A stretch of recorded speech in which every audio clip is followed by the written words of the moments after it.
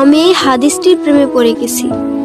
আপনি যখন নীরবে ঘরে বসে কান্না করেন, আল্লাহ তখন ফেরেশতাগণদের উদ্দেশ্য করে বলেন, কোন জিনিস আমার এই বান্দার চোখে পানি আনলো? ফেরেশতাগণ বলেন, আপনার বান্দা সুখে নেই, আপনার বান্দা অনেকদিন হাসেনি। এই বলে ফেরেশতাগণ কান্না করতে থাকেন এবং আল্লাহকে বলেন, হে আমার রব, আপনি জানেন আপনার এই বান্দার হৃদয়ে কি রয়েছে, অতএব আপনি তার জন্য সবকিছু সহজ করে দিন। আল্লাহ বলেন, আমার এই বান্দা এমন কিছু জীবন থেকে হারিয়ে ফেলেছে যা সে অধিক ভালোবেসেছিল।